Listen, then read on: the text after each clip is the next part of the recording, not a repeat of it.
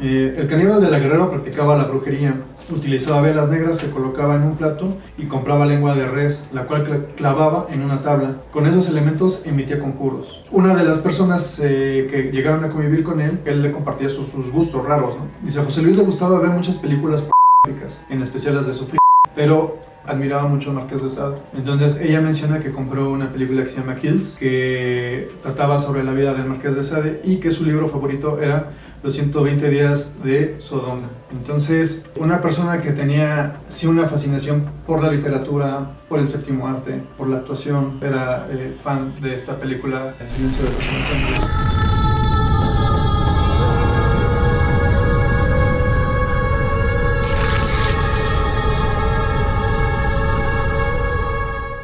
Bienvenidos mis retros, bienvenidos a un nuevo episodio aquí en la nueva sección de Retros en Línea a Oscuras, pues donde estaremos explorando los rincones más oscuros y perturbadores de la naturaleza humana. Emilio, ¿cómo estás? Bastante bien, mi George, aquí bastante perturbado con estas presentaciones que estás haciendo, ¿no? No, hombre, es que ya con la que tuvimos hace el mes pasado, Emilio, pero Estuvo muy rudo, mi George, pero fíjate que justamente andamos un poquito contrariados porque entre lo que más nos gusta es que los retros cada vez se suman más, cada vez o aportan más, nos piden más temas. La bronca es que lo que no está tan chido es qué tipo de temas nos están pidiendo. Porque justamente uno de los capítulos más vistos y más queridos por los retros fue el del químico de Iztacalco, ¿no? Miguel Cortés Miranda, que fue un personaje tristemente célebre. Y la cuestión es que ahora nos piden traer más contenido de este y les traemos un monstruo bien sabroso. Pero bueno, antes de eso, vamos con mi Aldangres, ¿no? ¿Yo cómo estoy? Pues bien, amigos. ¿Qué les vamos a presentar el día de hoy, Pues traemos un caso acontecido en Ciudad de México, que no se ponen de acuerdo. Yo estaba escuchando un podcast al respecto, y que si fue en Buenavista o que si ya era Colonia Guerrero, pero bueno, dicen que vendía más el tema de la Guerrero. Entonces vamos a hablar de el caníbal de la Guerrero, que es José Luis Calva Cepeda. Y pues vamos a profundizar un poquito en el caso.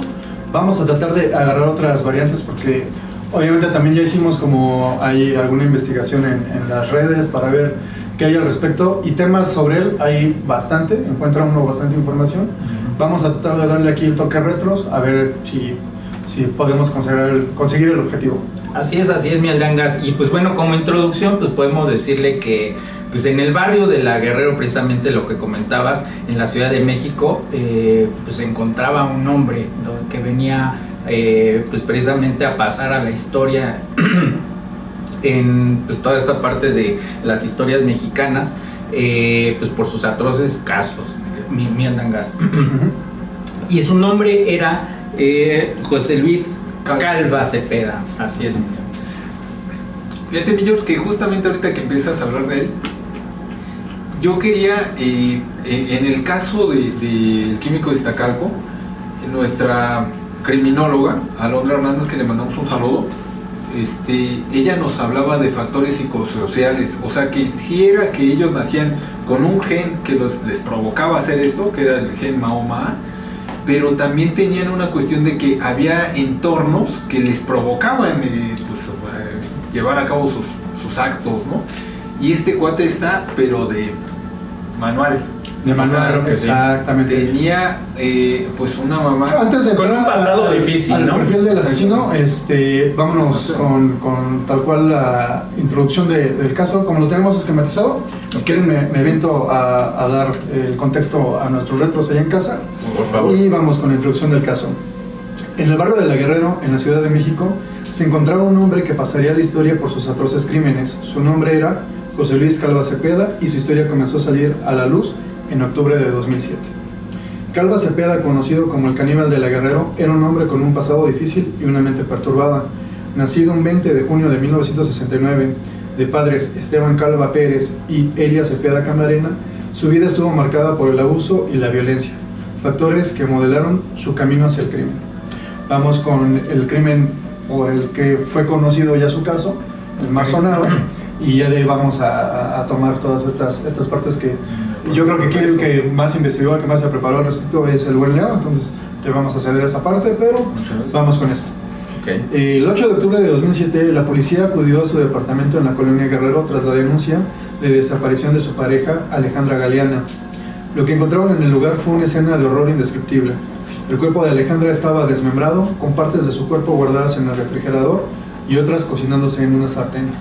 Este descubrimiento llevó a la policía a sospechar que no solo había matado a su pareja, sino que también había consumido partes de su cuerpo. También se encontraron restos humanos en su apartamento que no pertenecían a Alejandra, lo que sugirió que podía haber más víctimas. Las investigaciones revelaron que Calva había asesinado a Galeana y otras 2 mujeres. Los detalles de estos crímenes son tan perturbadores que no los describiremos aquí, pero basta con decir que el modus operandi incluía desmembramiento y canibalismo. Ok. Aquí tenemos el primer caso, que aquí lo habíamos platicado nosotros, más o menos la información que hemos adquirido. ¿Cómo sucedió esa noche, Emilio? Es que fíjate que me gustaría dar un contexto porque el caso de Alejandra Galeana es un caso bien interesante porque de entrada la mamá por instinto le decía: no, mija, este cuate, no. Y es que tenía características que de hecho te llegaron, ¿no? Era un tipo, pues, difícil de trato, ¿no? Por lo menos. Exacto, estaba escuchando un podcast, voy a poner el nombre aquí porque la verdad no me acuerdo y para no faltarles al respeto a los compañeros. Ahí en Spotify estaba escuchando yo un podcast que ellos eran vecinos del personaje en cuestión y descubren que no era la persona más amable, ¿no? Entonces ya teníamos un perfil de una persona que era grosera en su trato. Exactamente, y fíjate que el contraste, era grosero en su trato con toda la gente y era encantador para las mujeres, las que elegía él como víctimas, ¿no? Y entre ellas pues se encontraba lamentablemente Alejandra Galeana, en donde su mamá le decía: mi hija, por favor, este cuate mejor no. Ella todo el tiempo desconfió. Y la cuestión aquí es que él tenía un perfil de víctimas. Él buscaba mujeres que fueran robustas, que fueran bajas de estatura, en la mayor parte que fueran madres solteras, y principalmente por el tema de que lo que buscaba era ser encantador con ellas, prometerles un futuro. Él no tenía problema con decir que se quería comprometer. De hecho, más adelante hablaremos de otra de las víctimas, en donde les decía: bueno, pues yo quiero hijos tuyos, yo quiero hijos contigo. O sea, tenía esta cuestión que después vamos a ver por qué lo hacía, ¿no? Pero la cuestión es que le proveía cierta seguridad. Y en el caso de Alejandra, cuando desaparece, la familia empieza a movilizarse, a buscarlo específicamente a él. Llegaron al caso de que llegaron a su departamento y pues decía: yo soy el encargado, no les puedo abrir, ¿no? Pero él era el cuate que estaba dentro y no les abría. Y el hermano de Alejandra es quien juega un papel muy importante en esa noche, porque resulta que al no conseguir, de repente dice: bueno, aquí hay una foto con él, con mi hermana y él, y le dice a un limpiaparabrisas: oye, por favor, este cuate lo estoy buscando, yo lo quiero ayudar porque pues la cuestión es que su familia la está pasando mal y necesito avisarle, te dejo mi número. Entonces el limpiaparabrisas en una de esas lo cachan, porque nuestro protagonista pues tiene esta cuestión de que tenía una adicción muy fuerte desde muy chavito. Ahorita vamos a hablar también de ese tema, pero lo cacha el limpiaparabrisas, le marca al hermano y le dice: sabes que aquí está tu amigo. Y entonces ahora sí se lanzan con autoridades. Entonces lo agarran todavía en la calle y le dicen: oye, necesitamos ver que en tu departamento no esté mi hermana. Entonces este cuate, pues drogado, dice: sí, vénganse para acá. Entonces la cuestión es que los lleva al departamento, abre la puerta, los deja pasar a las autoridades, a la familia. La familia me parece que no la dejan pasar los policías de entrada. Entonces este cuate lo que hace es que se va a un cuarto y los policías empiezan a buscar del otro lado y de repente vamos a oír y papas que se sale y trató de fugarse entre los balcones. Acá igual también un paréntesis así pequeñísimo, pero que estaba viendo también en un canal de YouTube que es de un forense que precisamente él tuvo contacto con la persona que hizo la investigación, o sea que estuvo en el caso, y dice que cuando él abre todo está en penumbra, o sea todo está apagado, está a oscuras, y es lo que le da la oportunidad de fugarse de la policía, o sea porque los pasa, y en lo que la policía investiga dónde están apagadores, luces y todo, él es cuando que justamente este cuate tenía un tema porque al tener una carencia muy fuerte toda su vida, económicamente hablando, la mayor parte de las habitaciones donde él estuvo no tenían corriente eléctrica. O sea, este cuate se acostumbraba a moverse en la penumbra. Entonces lo que hace es que cuando se baja por los balcones, pues se resbala, choca con un árbol y ¡paz!, se cae. Sin embargo, alcanza a reponerse, se levanta, empieza a correr y justamente un taxi ¡paz!, lo atropella. Y ahí es donde pueden aprender a este personaje. Ok. A mí me gustaría como que leerles un principio lo que es el perfil del asesino, como que a introducción. ¿No? Sería, ¿quién es José Luis Calva Cepeda? Según expertos, su perfil psicológico mostraba signos de psicopatía y narcisismo, además de escritor de novelas de terror. Calva tenía una obsesión con el canibalismo. Tema recurrente en su escrito.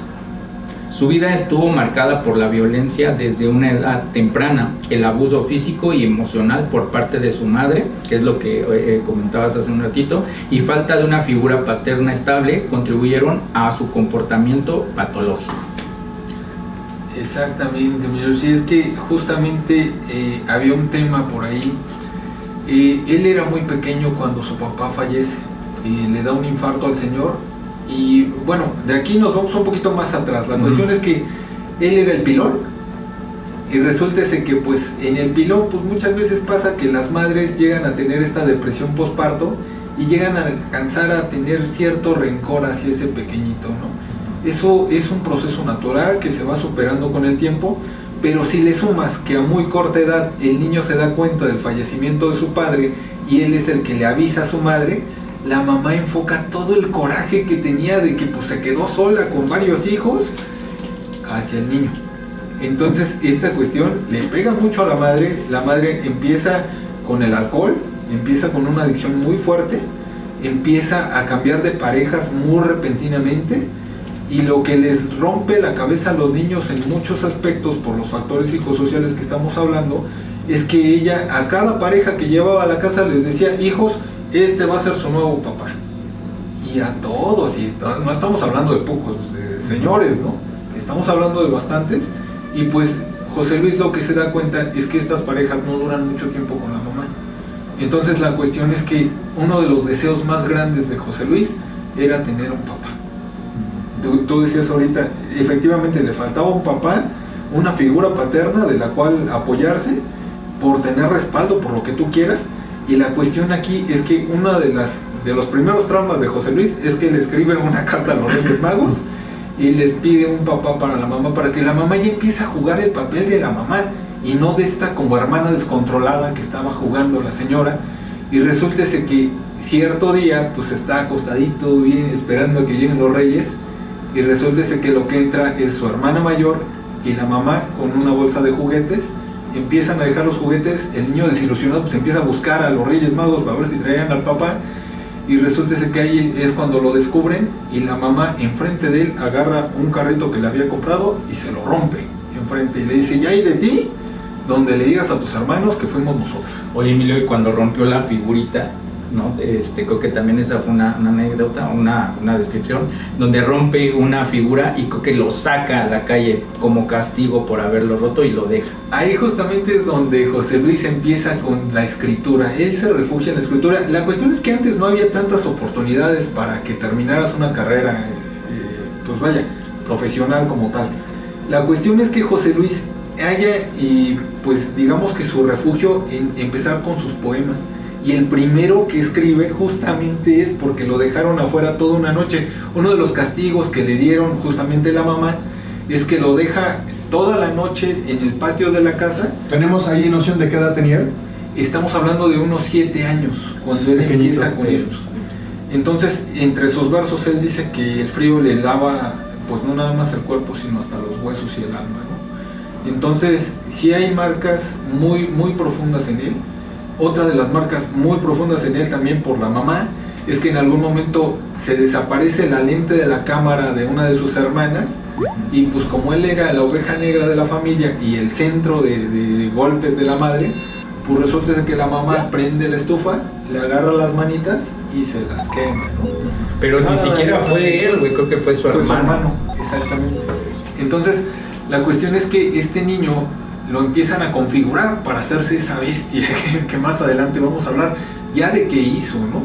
Pero la cuestión es que este niño empieza a encontrar en las drogas, desde muy chavito, estamos hablando de 12 años, empieza a encontrar en las drogas un refugio junto con la escritura. Pero la cuestión es que obviamente a esa edad no tienes un trabajo. Él boleaba zapatos, pero pues digo, había que reportar lana en la casa. Y la cuestión es que pues él encuentra en la prostitución un medio para poder obtener las drogas que necesitaba, ¿no? Entonces él meramente no se consideraba como tal heterosexual, él era bisexual. De hecho, una de sus parejas va a ser quien lo vincule con su primera víctima. Ajá. Pero bueno. Sí, es que digamos, te voy a traer varios datos. Ajá. Y por ejemplo estoy viendo eso que desde muy pequeño, a los 6 años, pues, vive en la calle. Sí, empezó a vivir en la calle, exacto. No, exacto. Ese es un dato. A los 7 años, un amigo de su hermano mayor, Tirso, abusó de él sexualmente. Creo que ahí fue donde empezó ya la parte del de él tener. O sea, fíjate, es que estoy viendo dos casos. O sea, este a los 7, güey, perdón que interrumpa. Y tengo que a los 11 años, uno de los amantes de su mamá intenta abusar de su hermana y Calva intenta defenderlo. A lo que su mamá le da el lado al amante y a él lo echa de la casa. O sea, desde los 7 años fue abusado y a los, bueno, y no sé, a partir de los 6 años, no sé cuánto tiempo más fue abusado, pero a los 11... ¿Más detalle en ese sentido, Milo? Por declaraciones de la hermana, lo que pasa es que el niño constantemente, pues como era la oveja negra, ya se quedaba fuera de la casa, ya no era como tan recurrente que durmiera ahí. Entonces la cuestión es que iba y venía. Entonces viene primero el abuso por parte de uno de los amigos de su hermano mayor, justamente Tirso. Y aquí es donde viene la parte de que no tiene un sustento de una figura paterna. O sea, el hermano, aunque le dicen, pues el hermano no hace nada. O sea, de plano no hizo nada contra Tirso, ni le dijeron a nadie y todo quedó en él. Luego viene esto de la violación, viene esto de la prostitución como tal. Entonces ya posteriormente viene la oportunidad, porque muchas veces las familias mexicanas tenemos mucho eso, de que hasta que nuestro familiar ya está muy hundido en algo, es cuando queremos actuar y queremos ayudarlo. No tenemos una cultura de prevención con eso.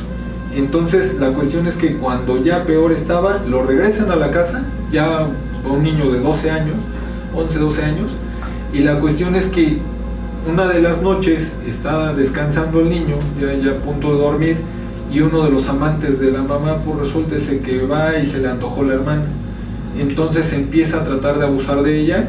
El niño, pues siendo un niño de 12 años, todavía sin la fuerza suficiente para detener a un adulto, se le va encima y lamentablemente no le puede hacer nada, pero hizo el suficiente ruido para que la mamá fuera y a medianoche le diera helado al amante y vuelven a echar a José Luis a la calle. Entonces, pues vaya, la mamá está haciendo una configuración perfecta para que este niño empiece, no justifico sus actos, pero para que este niño empiece con conductas autodestructivas para posteriormente externarlas, ¿no? Y luego, ¿qué viene? Pues viene una parte bien, pues triste lamentablemente, porque él ya cuando empieza a crecer, empieza a conocer mujeres, pero no podía andar con nadie si no eran aprobadas por su mamá. Su mamá, él todo el tiempo trató de quedar bien con la mamá, todo el tiempo trató de, pues, ser esa figura que nunca pudo ser. Y aquí es donde empezamos ahora sí con la parte más crítica de esto, ¿no? Porque entonces ahora sí empieza a tener parejas, ahora sí empieza a tratar de comprometerse. Él justificaba que porque él no había tenido un padre, él quería ser el padre que no tuvo, ¿no?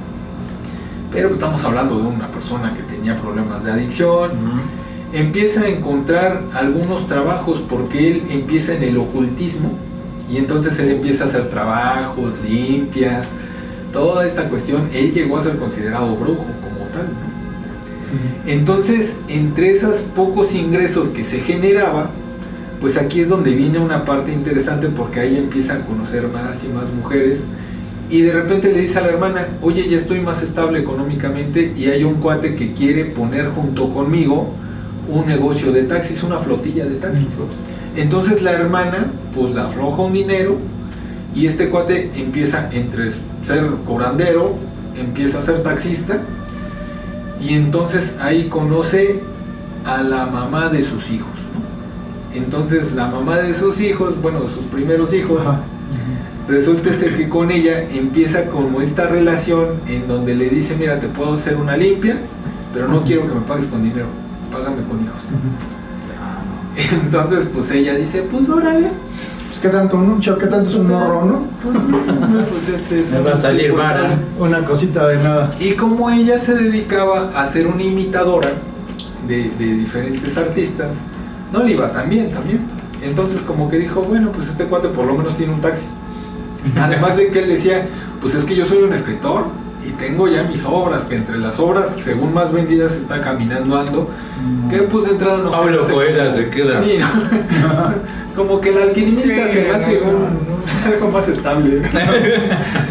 Pero bueno, la cuestión es que aquí José Luis, él se presumía, sí como taxista, sí como dueño de flotilla, pues también la cuestión de escritor. Y resulta que ella accede, tienen el bebé, empiezan con este negocio, pero resulta que pues ella ve más estabilidad en el socio que en José Luis.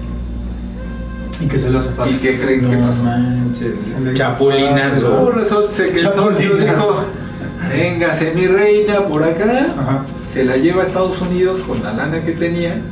Y pues José Luis se queda prácticamente con sus taxis que ya no pudo solventar y nada más se queda con uno para chambear. Entonces esto lo hace además un tipo muy desconfiado con las mujeres. Pues empieza a buscar la manera todavía de justificar más la aprobación de la mamá, ¿no? Porque como que dijo, mamá, esta no nos salió bien, ¿no? Vámonos sobre de otra, ¿no? Y es ahí donde conoce a una de las... es que es uno de los personajes yo creo que más interesantes porque ella es quien describe la monstruosidad que este cuate puede desarrollar. Ajá. La segunda mamá de sus hijos, aquí estamos tratando de proteger las identidades de las víctimas y sobre todo porque en este caso no es una víctima letal, por ende ella da un testimonio. Los diferentes documentales, incluyendo los de TV Azteca, protegieron su nombre y le cambiaron a Anabel y le pusieron otros tipos de... Pero tuvo hijos con la primer pareja y luego se tuvo otra pareja, Ajá. también tuvo hijos con ella. Un hijo con ella. Entonces regresa a su perfil, robustita, chaparrita. Esto va a tener un significado, ¿eh? La cuestión es que se la consigue así, tienen un bebé y ella resulta que dice, bueno, pues es que es buena persona, pero tiene adicción a la cocaína. Y pues yo también. Entonces no tenían como tanto problema con ir a hacer sus deals, ¿no? La cuestión aquí es que en uno de sus tantas idas por coca, pues resulta que se topan con un soldado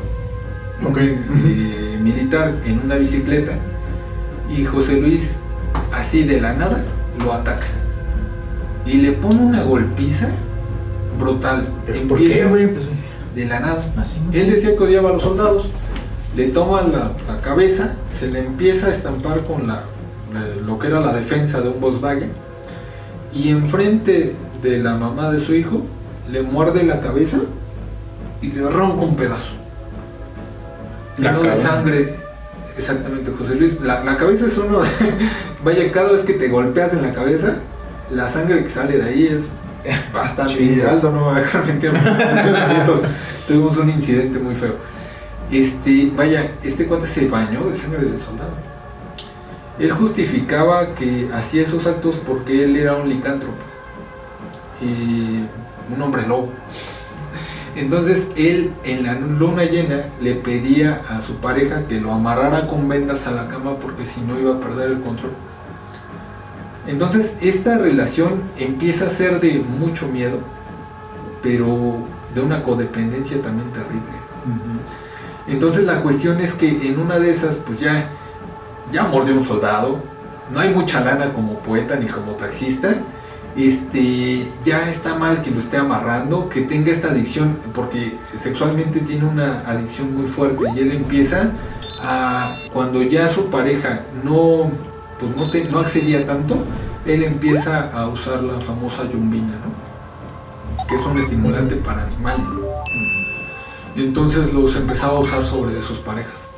Sí, pero aparte ahí está faltando el pequeño pero importante dato de una fijación precisamente con el no por y con el no por de zoofilia, ¿no? Exactamente. Que justamente era no nada más un tema como que él usaba para su propio placer, sino que trataba de envolver también a sus parejas en las cuestiones, ¿no? Tengo entendido. Exactamente. Entonces de ahí venía el rechazo de muchas de sus parejas a tener relaciones sexuales cada vez más retorcidas que satisfacieran los deseos de Calva Cepeda, ¿no? Exactamente. La cuestión es que aquí, en una de esas, su pareja le dice, pues sabes qué, que ya es demasiado. Yo ya me tengo que ir, para eso ya tienen un bebé. Él había tomado mucho esa tarde, entonces agarra la botella de tequila, agarra al niño, baña al niño con la botella y prende un encendedor. Y le dice, si me dejas, voy a quemar al niño y después voy a ir por tu mamá y por ti, los voy a matar y los voy a meter en cajas. La cuestión es que él elegía parejas un poco llenitas y él era muy delgado.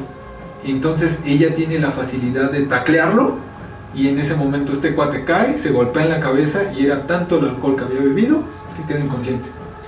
Ella agarra al bebé y se va.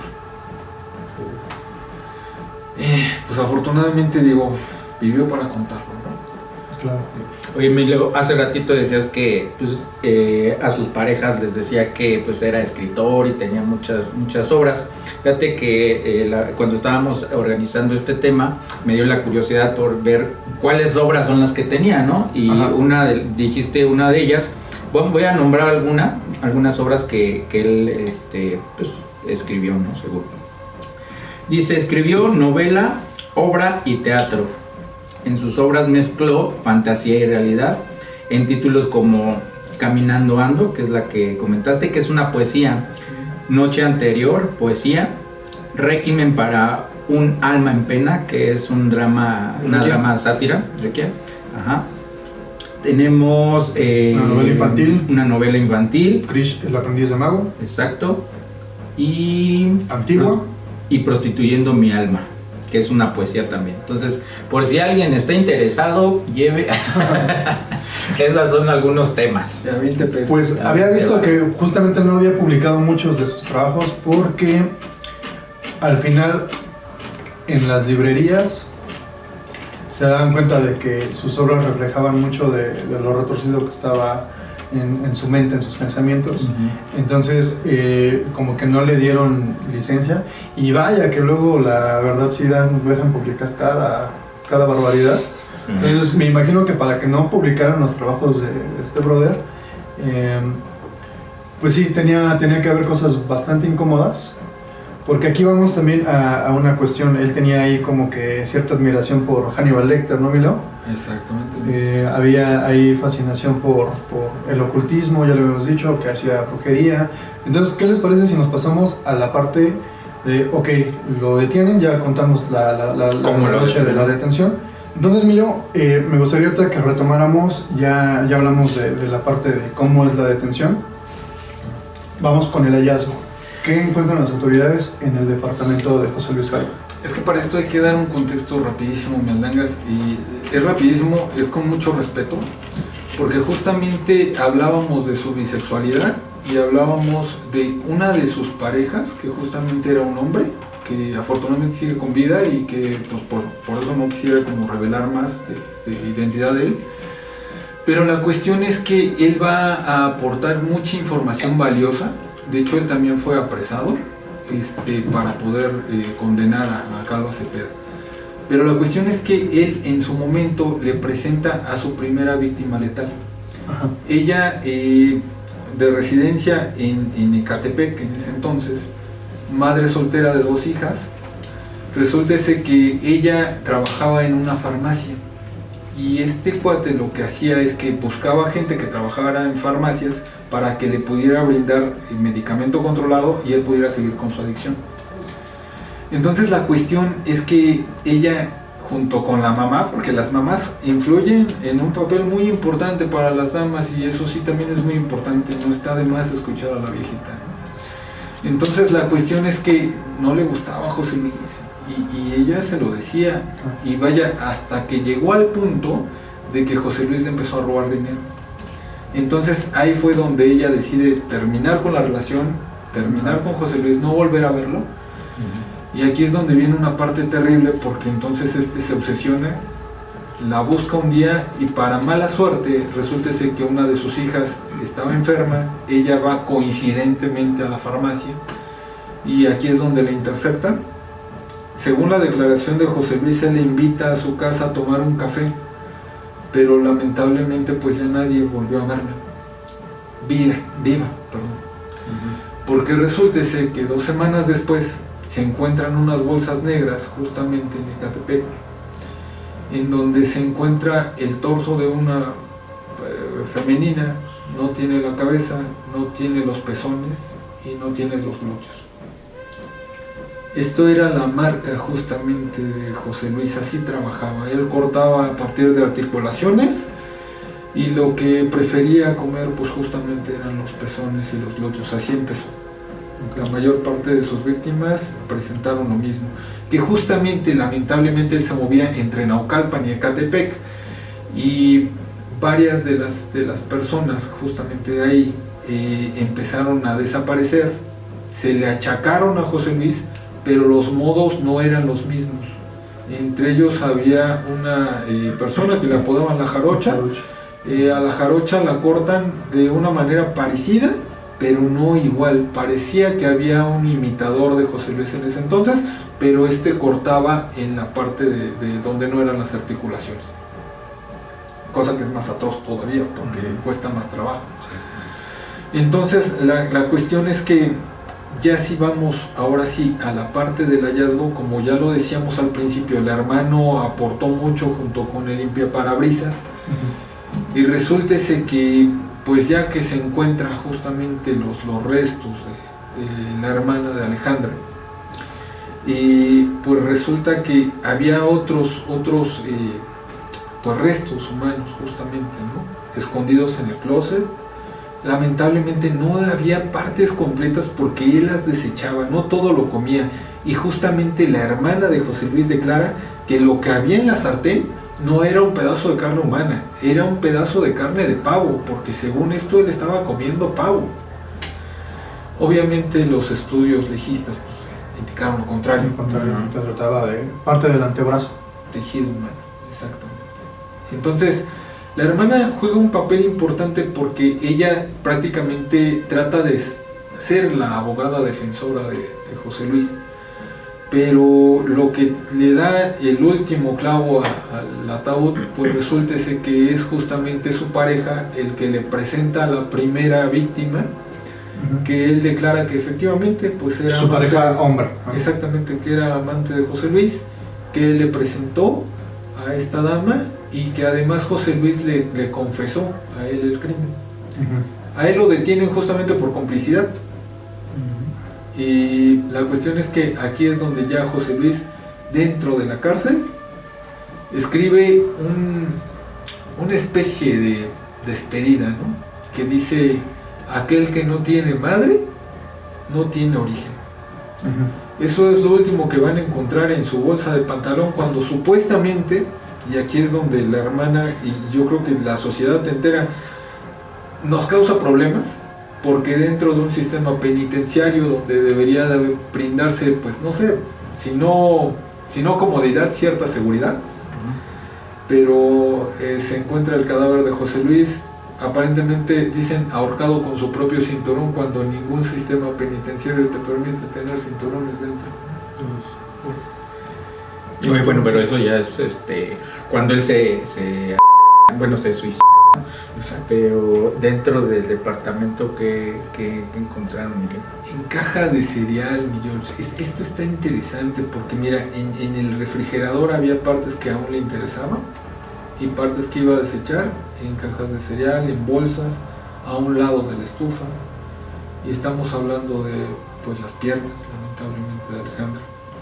Estamos hablando de parte del dorso que se encontró en el closet. Y como bien dice Aldo, pues es un lugar de penumbras, es un lugar que huele mal, a pesar de que él trataba de esconder esos olores, ¿no? Uf. Es un tema bastante complicado, ¿no? Les voy a agregar un poquito porque creo que nos va a dar un poquito más de perspectiva sobre el tipo de persona con la que estamos tratando, ¿no? La escena, no solo del crimen, sino de todo el departamento, era dantesca. Hallaron pornografía, droga, literatura, accesorios sexuales, boas elaboradas con plumas de colores y figuras coleccionables extrañas que estaban por todo el lugar. Aquí ya viene precisamente lo que comentas, ¿no? Hallaron las partes del cuerpo de esta muchacha dentro de una bolsa guardada en un closet, lo de la pierna que estaba ya resguardada dentro del refrigerador y el extraño pedazo de carne que no parecía haber sido comprado en la carnicería, estaba en un sartén. Como resultado de los estudios de histopatología, se confirmó que la carne que se encontró en la sartén es tejido estriado de ser humano, y el hecho de haberse encontrado fritos los huesos del antebrazo con todo y los músculos del brazo derecho tirados en un recipiente a un lado del bote de la basura y en la sartén, pues existe la presunción de que sí pudo haber ingerido este tejido. Esto es parte de la investigación de Filiberto Cruz Monroy en el libro titulado Asesinos seriales en México, que es una de las fuentes que consultamos para traerles este episodio. Oye, qué fuerte, ¿no? Que una persona, digo, a lo mejor nosotros como personas normales en cuanto a psicológicamente normales, vaya, que una persona sea capaz de comer carne humana, ¿no? Conocemos a lo mejor historias donde pues forzosamente se tiene que comer. Muchos, es más, mucha gente, hasta la moronga, creo que no está permitido, o por lo menos en uno conscientemente, digo, y yo me entro de eso, no me gusta mucho la moronga por lo mismo de que es sangre, ¿no? Aunque sea animal, pero es sangre y como que sí, no me llama la atención. Pero una persona que le guste comer carne humana, digo, es pues, enfermo, ¿no? No sé si llamarlo ya enfermo, o no sé, ¿tú qué piensas, Mieldangas? Pues bueno, yo ahorita de hecho sí quiero atreverme a hacer ahí como un pequeño análisis del caso, pero igual se me olvidaba agregar un poco más de cosas que creo que nos van a dar más noción, ¿no? El caníbal de la Guerrero practicaba la brujería, utilizaba velas negras que colocaba en un plato y compraba lengua de res, la cual clavaba en una tabla. Con esos elementos emitía conjuros.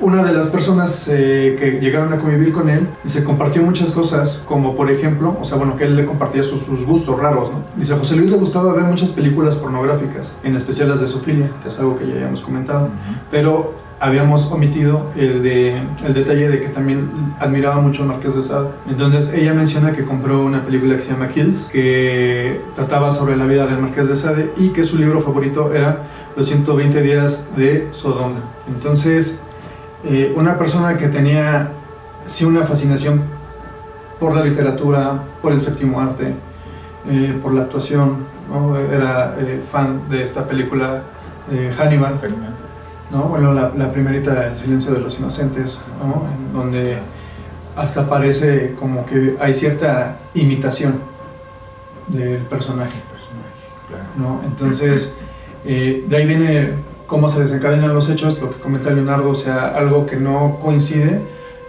con la seguridad que hay en un reclusorio, que no puedes tener este tipo de objetos, que en la práctica, déjenme les comento que muchas de esas cosas pues no suceden, pero aquí lo que se alega precisamente por los familiares es que el cinturón no era de las características de las que él usaba. Entonces, Milo, estamos ante una persona que... Pues mira, principalmente me gustaría hacer énfasis en esta parte de que, si bien es cierto que su entorno lo provocó a hacer estos actos atroces, la cuestión es esa manera de manipular a la gente. Aquí es donde me gustaría platicar mucho con lo que comentamos en algún momento. Yo decía, Se hablaba en el programa pasado de brotes psicóticos. Un ejemplo, lo que pasa con la persona esta de militar, cuando le echa pues, tequila a su propio hijo. ¿Qué opinión te merece desde el punto de vista profesional? Pues como tal, así tan profesional, ¿no? Pero sí hablando a lo mejor con un poquito de noción sobre psicología y cuestiones criminales. Más bien, en el caso del niño, encuentro una cuestión de manipulación, ¿no? O sea, un cuate, ya lo vimos, manipulaba a las personas, o sea, por eso el perfil, o sea, él encontraba un perfil de cierta característica en el que, a lo mejor, por decirlo de algún modo, pues personas débiles en cuanto a una actitud, ¿no? O sea, personas que él podía tener bajo su control, sumisas. En este caso, lo que comentas de pues ella reacciona a la tumba y se lleva al niño mientras él queda inconsciente, pues por fortuna, ¿no? O sea, una víctima que a lo mejor el amor maternal sí le despierta este instinto de estarás más pinche alto, serás hombre, lo que sea, pero a mi hijo no. Pero esto fue algo con toda la intención de una manipulación. O sea, estamos actuando... también aquí en el texto, según las investigaciones de Filiberto Monroy, dice que él no le encuentran algún tipo de trastorno en cuanto a alguna disminución de sus facultades mentales. O sea, este era un güey plenamente consciente de sus actos. Entonces, por eso a lo que yo alego es que este güey estaba plenamente consciente de lo que estaba haciendo y más bien era un intento de manipulación. En el caso con el soldado, la verdad sí no sabría yo qué decir, porque ahí creo que hay un tema de que estaba bajo el influjo de alguna droga, de cocaína. Entonces, no sé ni con qué finalidad, ni cuál fue el primer impulso para hacer pues la comisión del acto, ¿no? Pero me suena más como, o sea, ya esa es opinión personal, ¿no? Ya muy aparte de ser un intento de decir algo profesional, pues algo personal. Más bien me parece, güey, como un pedo de querer impresionar a la mujer, en un pedo también como psicológicamente de soy yo, soy un peligro, ¿no? O sea, soy un licanto. Que tengas un pinche cuidado, soy un licanto. O sea, amárrame porque te me voy, güey, ¿no? O sea, a la violencia. Y el abogado defensor, digamos que su estrategia era atacar por ahí. Decir que él tenía que irse a ahorita que lo comentas, que se le detecta que pues técnicamente estaba sano en facultades mentales, pero él lo que decía era, vamos a tirarle a que tú tienes una enfermedad crónica y se tiene que tratar dentro de un hospital psiquiátrico, no dentro de una clase. Exactamente. A lo que seguro antes se negó. En su momento él jugó a lo mismo, o sea, porque el argumento era que él nunca...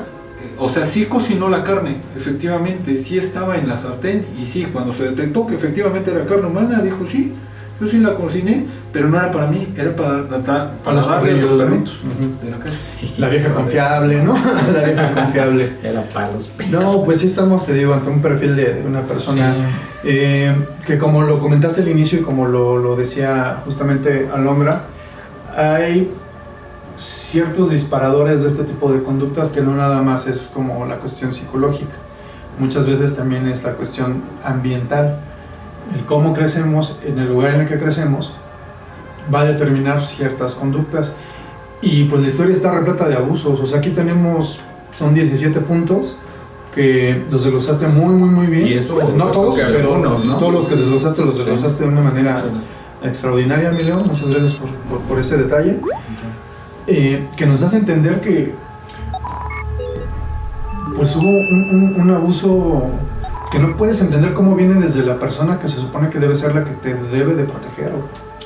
Que justamente aquí era donde quería entrar contigo en la parte del canibalismo.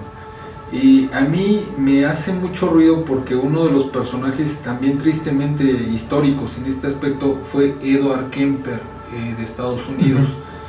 Empieza a matar mujeres precisamente por el odio que le genera a su propia madre, pero él sí culmina atacando primero a su abuela, luego a su abuelo, posteriormente a su madre. Tal vez más adelante hablemos de él en otro capítulo si le gustan los retros.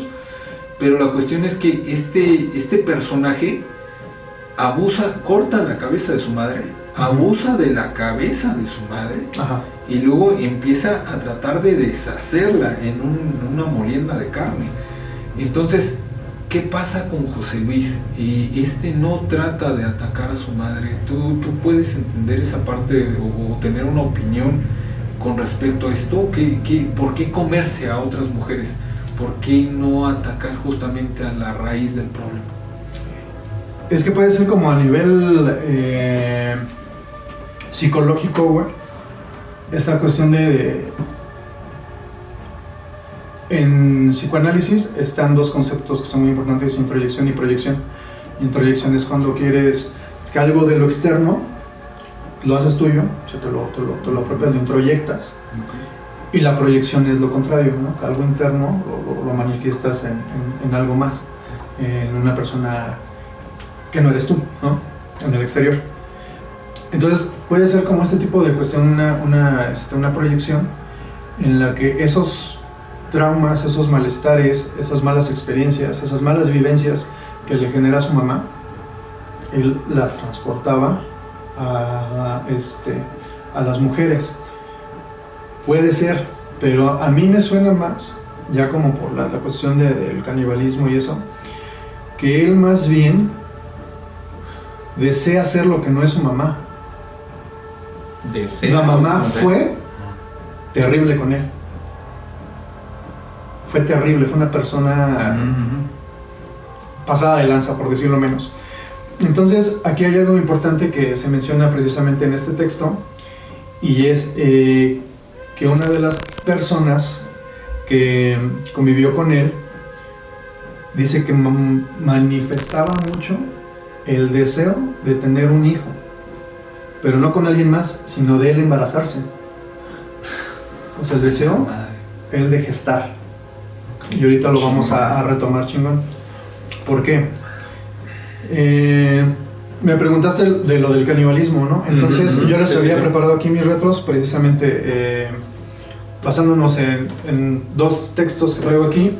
Uno es Tótem y Tabú, libro conocidísimo de Freud, y el otro es La rama dorada de George Fraser, antropólogo. Freud aquí te toma básicamente todo el concepto para construir su teoría sobre el pensamiento mágico. Entonces vamos a hablar aquí precisamente de Tótem y Tabú. Freud menciona que uno de los motivos que impulsan a la magia no son otra cosa que los deseos humanos. Y vamos a tener esto como nuestro hilo conductor, deseo. ¿Sale? Okay. Entonces, para Freud, la posibilidad de una magia contagiosa muestra el exagerado valor que el primitivo atribuye en su deseo y una sobreestimación general de sus procesos psíquicos. Es decir, que cuando él se pone a investigar el tema del pensamiento mágico, dice que lo que prima sobre este sistema de pensamiento es el deseo del ser humano de que algo pase, de que algo se transforme, de que algo cambie. Y eso es solamente con el poder de la mente, a lo que los primitivos se le atribuían una sobreestimación a ese deseo. ¿Cómo se hace esto? A través de ciertas asociaciones. Dentro de este pensamiento mágico son principios, ¿no? Que es el de asociación, el de semejanza y el de contigüidad.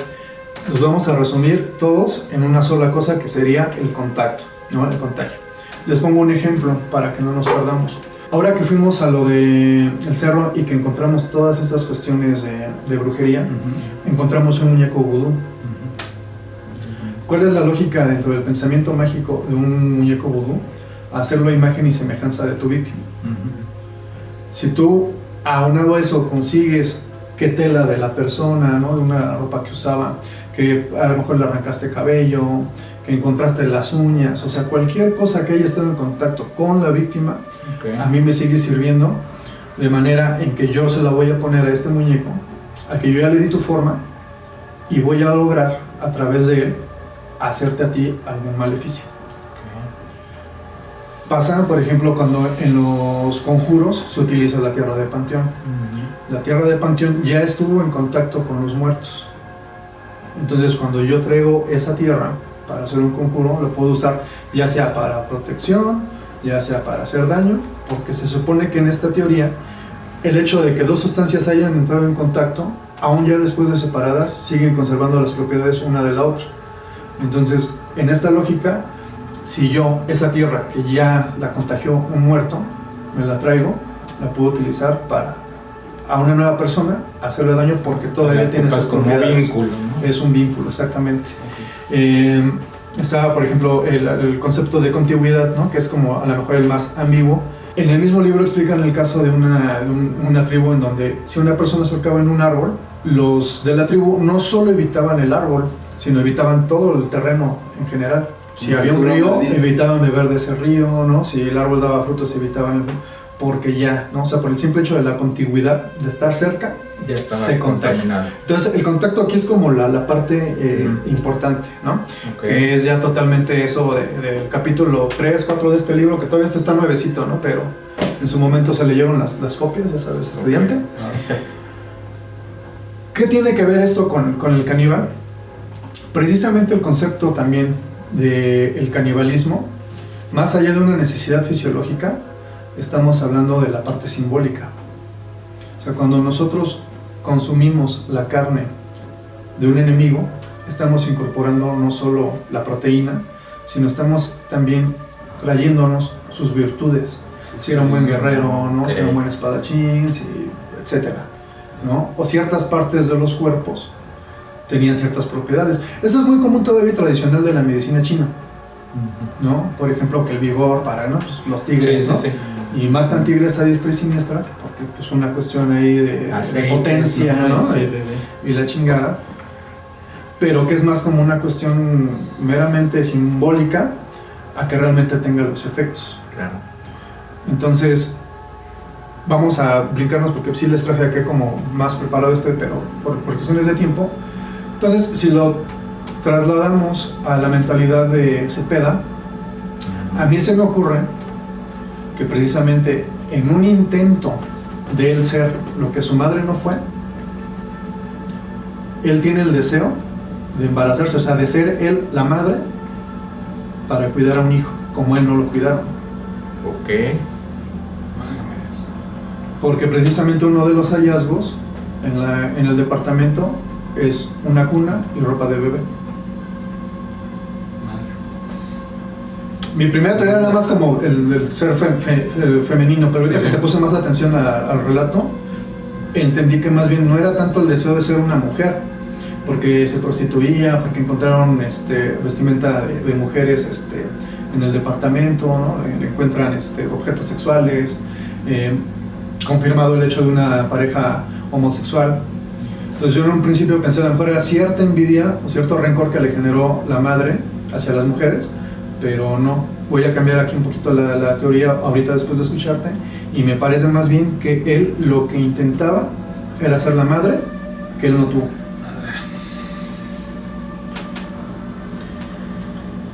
Está muy... Sí, también un putazo de realidad. Un tema de reflexión más que nada, porque sí intervienen muchas cosas, y es que, o sea, hablando ya, reflexionar sobre la naturaleza humana, conviven muchas situaciones, ¿no?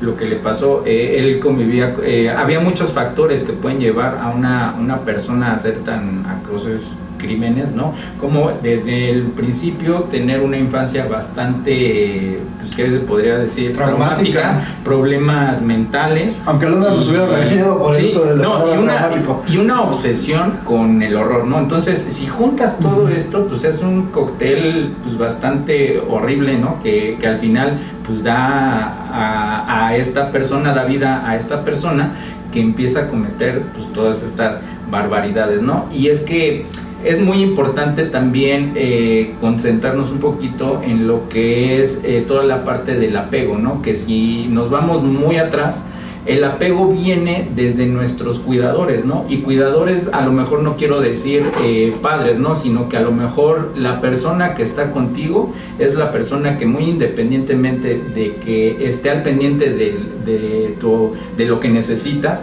comer, cambiarte el pañal, sino del afecto. Claro. Entonces, todo va relacionado desde ahí. Y bueno, entonces, si José Luis comenzó con esa niñez, pues empezamos con ya todos los conflictos que ya Leonardo pues, nos explicó. Sí, que no es una condicionante en su totalidad, pero sí influye, ¿no? O sea, no todas las personas que son maltratadas terminan siendo asesinos en serie, pero sí muchos de los asesinos en serie tuvieron maltrato desde pequeños, ¿no? Y empiezan a manifestar ese maltrato hacia otros seres. No es el caso, hasta donde sabemos las investigaciones, pero pues desafortunadamente pues sí llegó a los extremos de canibalizar a sus víctimas, ¿no? O sea, no solo el homicidio, sino el canibalismo, ¿no? Exactamente. Y de hecho la cuestión aquí, y yo creo que se me hace una buena manera de cerrar, creo que aquí ya hablamos justamente de padecimientos, hablamos de que creció en una familia que pues también eran niños que vivieron, si no los horrores que él narra, porque cada quien va a hablar hay un dicho muy popular que cada quien habla de la feria como le fue, pero la cuestión es que sus hermanos también vivieron un entorno muy desfavorecido, vivieron carencias, vivieron una mamá que no sabía un rumbo, porque nadie nos enseña a ser padres. Y la cuestión es que, como bien dice Aldo, ninguno terminó haciendo lo que hizo José Luis. Sin embargo, como toda buena familia, trataron de protegerlo hasta donde se pudo. Entonces, yo creo que aquí es muy importante tomar conciencia de eso, tomar conciencia de lo que vale tu familia, lo que valen las personas que quieres y que te quieren, y que a veces si te dicen las cosas, a veces no es que hagamos lo que nos digan los demás, porque muchas veces cuando somos jóvenes, pues tratamos de imponernos, ¿no? Pero yo creo que no está de más echarle una escuchada a gente que tiene más experiencia que nosotros. Y si no confía en alguien, de verdad es que normalmente hay gente muy mala en este mundo, ¿no? Entonces creo que no está de más echarle una atención a eso. Así es. Sí, a lo mejor no mala, pero sí con ciertos trastornos que pues en una de malas te puede tocar, ¿no? Entonces, exacto. Lo que mencionas, fíjate, Emilio, que yo lo veo de repente un poco complicado porque es como justamente la parte de los jóvenes, ¿no? O sea, la rebelión. Se tienen que imponer hasta cierto grado porque pues es parte de su independencia, de formar su carácter, su criterio, todo eso. Pero dicen que desafortunadamente nadie escarmienta en cabeza ajena y muchas veces tienen que pasarte ciertas situaciones para que aprendas. Entonces esperemos no lleguen hasta esos límites cuando vean a una persona que pues no se ve del todo buen sujeto, ¿no? Que no les da buena espina, no les da buena vibra, pues es por algo, ¿no? Entonces háganse caso a ustedes mismos y sálganse de ahí. Pues bueno, mis retros, muchas gracias por acompañarnos en este episodio. No se les olvide dejarnos sus comentarios. No sé si pues ya habían escuchado ustedes acerca de este caso. Así que, pues no sé, ¿creen ustedes que se podría haber hecho algo para prevenir estos crímenes? Así que coméntenos, mis retros. Nos estamos viendo para el siguiente episodio. Cuídense mucho. Bye.